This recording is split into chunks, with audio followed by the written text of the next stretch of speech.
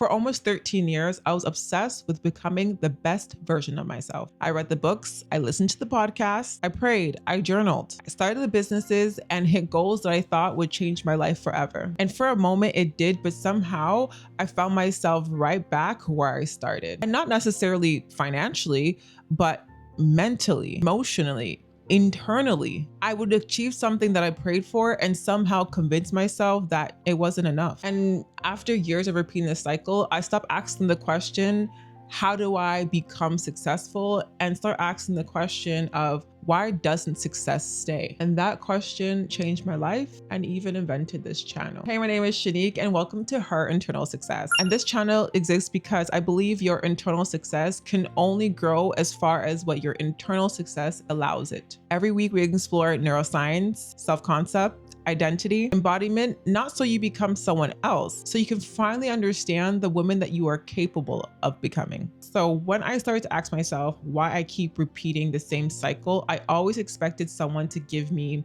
another morning routine, productivity system, habit tracker, another planner. Instead, I discovered neuroscience. A few months ago, you would probably say I'm someone who's already has it all together. I own a cleaning business. I was coaching. I had brand deals flying me out the country, traveling, making more money than I ever did ever working a job. From the outside, it looks externally like everything was working, but internally I was worried who was going to be here with me, who was going to leave, wondering if the money would disappear, dry up, will I ever have enough to really be financially free? There was a lot of worries behind the success that I was externally living. And looking back, I wasn't struggling because of my circumstances. I was struggling because my nervous system was still living in my old circumstances. And that's why I realized something. Maybe success wasn't the thing I needed to change. Maybe I need to understand the system creating my experience of success. So what actually is neuroscience? At the simplest, neuroscience is the study of your brain and your nervous system, how they influence how you learn, think, remember, feel, and behave. You might think that's only for a selective few to understand, like the sciences and the researchers, but trust and believe, if you want to manifest what you truly want in your life, you need to understand your brain and your nervous system, because guess what?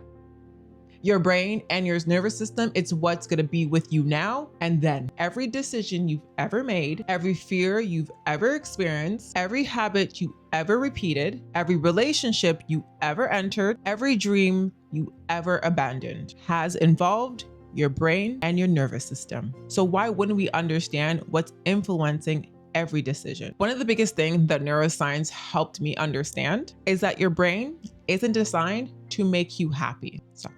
It's designed to keep you alive. And one of the safest things your brain knows is what is familiar. Even if familiar is stressful, even if familiar is people pleasing, even if familiar is anxiety, even if familiar is constant worrying. Familiar often feels safer than unfamiliar, which explains why people generally want to change, but unconsciously recreate what they've always known. This is also why manifestation started to make sense to me, not as magic, not as pretending, and not as wishing, but understanding how identity, attention, and how action all works together. That's why I've come to understand manifestation as intent plus attention times embodiment. Intention is deciding who you're becoming. Attention is where your mind is repeatedly going to go and focus on in relation to becoming and doing and feeling that person. And embodiment is teaching your brain and your nervous system that this new version of you is safe enough to become familiar. That's why you'll hear me talk about neuroscience, manifestation, self-concept, identity, because I don't see them as competing ideas anymore. I see them as different languages trying to explain the same human experience.